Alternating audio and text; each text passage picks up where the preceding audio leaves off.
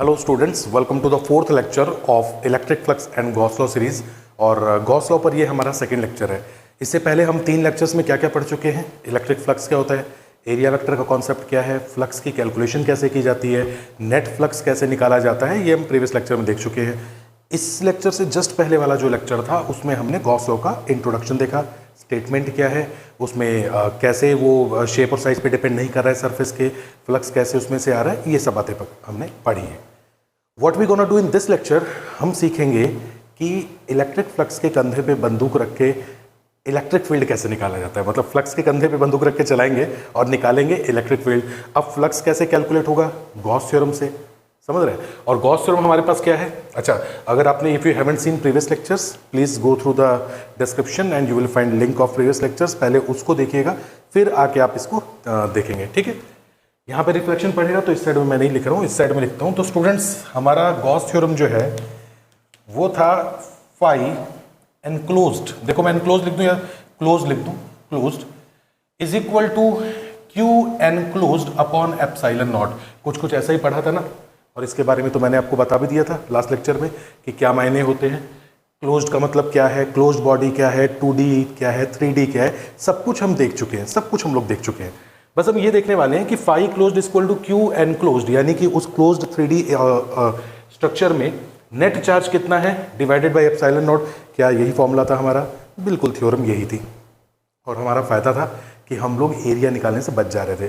पर मैं सोच रहा हूँ कि अगर हम एरिया निकालने से ना बचें तो क्या हम इलेक्ट्रिक फील्ड भी निकाल सकते हैं इससे? बिल्कुल निकाल सकते हैं।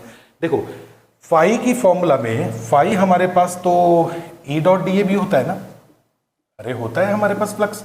मैंने कहा ये क्लोज्ड है तो बेसिकली इसको मैंने क्लोज का निशान लगा दिया, is equal to Q enclosed in the closed structure, यानी क्लोज्ड स्ट्रक्चर का total charge divided by epsilon naught. यही पढ़ना था ना हमें।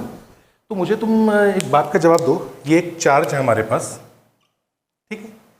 इस चार्ज से r डिस्टेंस पर कोई पॉइंट मान लीजिए, मैंने कहा r डिस्टेंस पे पॉइंट P है और P पर बताना है हमें इलेक्ट्रिक फील्ड इंटेंसिटी। तो बच्चों क्या हम यहाँ पर इलेक्ट्रिक फील्ड इंटेंसिटी निकाल सकते हैं? वैसे निकाल तो बहुत अच्छे से सकते हैं, KQ/R² आता है। अरे हमने इलेक्ट्रिक फील्ड इंटेंसिटी पढ़ी हुई है पॉइंट चार्ज की वजह से। क्या आएगा? KQ/R²। वैसे क्या हम ये गॉस थ्योरम से भी निकाल सकते थे क्या? देखते हैं निकाल सकते थे कि नहीं। आप मुझे बताइए, क्या मैं इस Q की वजह से फ्लक्स निकाल सकता हूँ? बिल्कुल निकाल सकता हूँ, लेकिन फ्लक्स निकालने के लिए मेरे को क्लोज सरफेस चाहिए ना। क्लोज सरफेस तो है नहीं। एक काम करते हैं, क्लोज सरफेस मान लेते हैं, क्लोज सरफेस मान लेते हैं। मैंने क्लोज सरफेस माना, मैंने कहा जी ये Q की क्लोज सरफेस से ये रही, ये लो, ये क्लोज सरफेस है, ठीक है। इस क्लोज सरफेस से फ्लक्स कितना निकलेगा? फ्लक्स निकलेगा Q अपॉन एप्सिलॉन नॉट। एक ही चार्ज है ना क्लोज सरफेस में, तो इस क्लोज सरफेस से जो फ्लक्स निकलने वाला है अल्टीमेटली वो होगा phi is equal to Q upon epsilon naught. लेकिन मुझे तो इलेक्ट्रिक फील्ड निकालना था ना पॉइंट P पे। अब दिक्कत ये आ गई बच्चों कि इस क्लोज सरफेस से फ्लक्स तो पता है Q/एप्सिलॉन नॉट, और इस फाई को मैं यहाँ पर इंटीग्रेशन में E डॉट डी ए भी लिख सकता हूँ। तो बेसिकली ये फॉर्मूला लिख सकता हूँ। मुझे ये पता है, क्या ये पता है क्या? अरे इसमें E निकालना है आपको तो A भी तो पता होना चाहिए। निकालोगे इसका एरिया? इसका एरिया कौन निकालेगा? हमारे फूफा जी निकालेंगे क्या? निकाल पाओगे इसका एरिया? इसका एरिया नहीं निकाल पाओगे, इसका एरिया नहीं निकाल पाओगे। तो गॉस भाई साहब ने हमें ये बताया, ये हमें पता था और ये हमने चालाकी की। निकालने जाते हैं फ्लक्स, फ्लक्स के कंधे पे रख के बंदूक चलाते हैं, ई और डी ए के बराबर रखते हैं, एरिया कैलकुलेट कर ले जाते हैं और ई निकाल लेते हैं। क्योंकि ये हमें पता है, ये भी निकाल लेते हैं, ई की वैल्यू हमें पता लग जाती है। होता है ना। बस एक छोटी सी प्रॉब्लम है, प्रॉब्लम ये है कि इसका एरिया तो अपने को आता ही नहीं है। मैंने कहा अच्छा ठीक है, तो एक काम करो यार, ऐसा एरिया लो, ऐसा एरिया लो जो आपको पता हो। इमेजिन कर रहे हैं, और गॉस लॉ में इमेजिन कर रहे हैं, तो ये क्या है? Gaussian surface. अरे जो गॉस लॉ में इमेजिनेशन कर रहे हैं, जिस सरफेस की, जिस 3D सरफेस की ज़रूरत पड़ती है, क्योंकि उसको चारों तरफ से घेरना जरूरी है, क्लोज बॉडी में लाना जरूरी है। जब क्लोज सरफेस होगा तभी उसके अंदर का net charge upon epsilon not उससे निकलने वाले फ्लक्स को बयां करेगा। बात समझ रहे हो? तो क्लोज बॉडी नहीं है तो क्लोज बना लेते हैं। हमने क्या किया, हमने कहा जी लो इसको क्लोज्ड बॉडी यानी कि स्फीयर में रख दिया, ये स्फीयर है, ठीक है। अब स्फेयर के लिए काम आसान हो गया, हम निकाल सकते हैं E और यहाँ पे एरिया, स्फेयर का एरिया कितना होता है 4πr²। कोई भी पर्टिकुलर डिस्टेंस मान लो यार, r' कुछ भी मान लो। पर प्रॉब्लम ये आई कि यार इससे इलेक्ट्रिक फील्ड तो इधर भी निकल रहा होगा, इससे इलेक्ट्रिक फील्ड यूं भी आएगा, हर तरफ आएगा इलेक्ट्रिक फील्ड। इलेक्ट्रिक फील्ड तो हर तरफ आएगा ना। हमें किस पॉइंट पे निकालना है? हमें निकालना है इस P पॉइंट पर, जबकि ये P पॉइंट इस गॉसियन सरफेस से बाहर हो गया और हमें तो सारी जानकारी इस गॉसियन सरफेस तक ही है कि इस गॉसियन सरफेस से फ्लक्स इतना निकलेगा और वो फ्लक्स E.dA के बराबर होगा। इसका मतलब कि इस गॉसियन सरफेस के ऊपर ही हम कहीं ना कहीं इलेक्ट्रिक फील्ड निकाल सकते हैं। तो एक काम करते हैं, कोई दिक्कत नहीं है, गॉसियन सरफेस और बड़ा कर दो। इसका मतलब गॉसियन सरफेस उतना ही बड़ा बनाओ जितना आपको इलेक्ट्रिक फील्ड चाहिए। लो, P पॉइंट को मैंने जानबूझ के गॉसियन सरफेस में लपेट दिया। अब मैं जब बता सकता हूं कि इस P पॉइंट पे इलेक्ट्रिक फील्ड कैसे निकालेंगे। बिल्कुल निकालेंगे। सबसे पहले बताओ कि चार्ज जो है वो एक क्लोज्ड बॉडी के अंदर है। अगर चार्ज एक क्लोज बॉडी के अंदर होता है तो उस क्लोज बॉडी से निकलने वाला फ्लक्स कितना होता है? Q/ε0।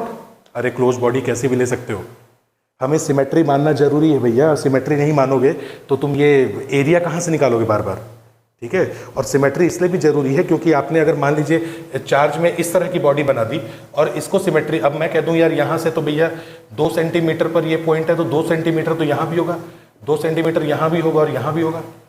अब ये तो गॉसियन सरफेस के अंदर पड़ रहा है, ये गॉसियन सरफेस के बाहर पड़ रहा है, समझ रहे हो। तो क्या इलेक्ट्रिक, जबकि इसका इलेक्ट्रिक फील्ड तो चारों डायरेक्शन में बराबर होगा, सभी दिशाओं में एक जैसा होगा, तो इलेक्ट्रिक फील्ड तो सेम होना चाहिए। समझ पा रहे हो? Gauss law is applicable everywhere but not useful. इस पूरी सरफेस से फ्लक्स Q/ε0 निकलेगा, इसमें कोई डाउट नहीं है, क्योंकि चार्ज कहीं ना कहीं जो ये चार्ज है Q, ये है तो इस बॉडी के अंदर ही ना, तो फ्लक्स तो Q/ε0 निकलेगा। लेकिन उस फ्लक्स से तुम इलेक्ट्रिक फील्ड नहीं निकाल पाओगे क्योंकि सिमेट्री नहीं बैठ रही है और तुम एरिया भी नहीं निकाल पाओगे। कुछ क्लियर हो रहा है हम क्यों मजबूरी में फंस रहे हैं? Gauss law is applicable everywhere but we can not use it because ये यूजफुल नहीं है। क्योंकि हम गॉस लॉ, हम इतने सीधे साधे लोग नहीं है कि हम गॉस लॉ से सिर्फ फ्लक्स निकालते हैं, हम लोग फिजिक्स वाले हैं, समझ में आया। हम गॉस लॉ लगाते हैं, फ्लक्स निकालते हैं, इलेक्ट्रिक फील्ड, ठीक है। तो हमने क्या किया, जानबूझ के इस पॉइंट पर रखा। अब इससे हमारा फायदा क्या हुआ? फायदा ये हुआ कि चार्ज अगर ये है तो इस चार्ज से 2 सेंटीमीटर यहाँ इस तरफ, ऊपर नीचे, हर तरफ इलेक्ट्रिक फील्ड बराबर होना चाहिए। और ध्यान देखो सिमेट्री मेंटेन्ड है भाई, हमने रेडियस ही पकड़ लिया इसका जिस पॉइंट पर इलेक्ट्रिक फील्ड निकालना है। अब मैं कहूंगा कि जी फ्लक्स है Q/ε0 और इस फ्लक्स को हम लिख सकते हैं E enclosed into dA, बिल्कुल। और मैं चाहता हूं कि एरिया वेक्टर जो है भैया, एरिया वेक्टर तो इसी साइड में निकलेगा, हर तरफ एंगल 90 डिग्री बना के निकलता है। इस पॉइंट पर इलेक्ट्रिक फील्ड निकालना है, कोई दिक्कत नहीं है। इस पॉइंट पे एरिया वेक्टर भी ऐसे है और इलेक्ट्रिक फील्ड लाइन भी ऐसी ही जा रही होगी, समझ रहे हो, किसी भी तरफ निकाल सकते हो। तो ओवरऑल कैलकुलेशन क्या बैठेगी? ओवरऑल कैलकुलेशन हो जाएगी हमारी Q/ε0 is equal to integration E.dA। और हम जानते हैं कि जिस पॉइंट पर इलेक्ट्रिक फील्ड निकालना है वहां इलेक्ट्रिक फील्ड की डायरेक्शन और एरिया वेक्टर सेम डायरेक्शन में है, 0 डिग्री बन रहा है। तो मैं बिना किसी दिक्कत के E जो कि हमें निकालना है, एरिया किसका एरिया लेंगे? गॉसियन सरफेस का, स्मॉल r डिस्टेंस है, 4πr² is equal to Q/ε0। E is equal to यहां से आ जाएगा Q/4πε0 r²। E is equal to KQ/r²। देखो बच्चों, ये बहुत ही छोटा सा लेक्चर है। इस लेक्चर में मैं आपको सिर्फ ये आइडिया देने गया था कि गॉसियन सरफेस का यूज़ क्यों करते हैं, गॉसियन सरफेस बनानी जरूरी क्यों है। क्योंकि अगर कहीं पे चार्ज है और मैं कह दूं कि इसकी वजह से फ्लक्स कितना निकलेगा, तो आप बोलोगे सर इसे क्लोज्ड बॉडी में बंद करो। मैंने कहा यार क्लोज्ड बॉडी मान लो, कोई दिक्कत नहीं है। फिर आप कहोगे सर क्यों मानूं? मैं कहूँगा इसलिए मान लो क्योंकि अगर वो चार्ज क्लोज्ड होता तो उसमें से फ्लक्स Q/ε0, Q इसलिए बोल रहा हूँ, अगर उसमें चार्ज Q है तो, अगर Q की जगह 2 4 5 Q होते तो सबको जोड़ घटा के जो भी बचता Q/ε0 लिखता। लेकिन हम क्यों इस चक्कर में पड़े? क्योंकि हमें इलेक्ट्रिक फील्ड निकालना है। आप समझ रहे हैं? Phi is equal to Q/ε0। हर क्लोज्ड सरफेस, किसी भी टाइप की क्लोज सरफेस हो, उसमें बस चार्ज होना चाहिए, नेट चार्ज अपॉन ε0। कैसी भी क्लोज सरफेस बना दो, उसमें से नेट फ्लक्स कितना निकलेगा? टोटल चार्ज को जोड़ घटा के डिवाइड में ε0 लगा दो, समझ गए। लेकिन उसकी वजह से उस चार्ज की वजह से किसी पॉइंट पर इलेक्ट्रिक फील्ड कैसे निकालेंगे, वहां पे हमारे को एरिया भी कैलकुलेट करना पड़ेगा। और सिमेट्री का ध्यान रखना पड़ेगा कि भाई सिमेट्री मेंटेन रहे, क्योंकि चार्ज की तो कंडीशन ये है कि वो सेम डिस्टेंस पर सेम ही इलेक्ट्रिक फील्ड लगाना चाहिए। तो कुछ आइडिया लग रहा है कि हम लोग गाउसियन सरफेस जो इमेजिनरी सरफेस मानते हैं वो स्फेरिकल ही क्यों होती है, सिलेंड्रिकल ही क्यों होती है, क्यूब ही क्यों होती है। एक तो एरिया निकालना आसान होता है, दूसरी चीज़ उसमें सिमेट्री होती है। अगली वीडियो में हम इसके बारे में भी पढ़ेंगे। ठीक है, कैसा लगा वीडियो जरूर बताइएगा। Thank you.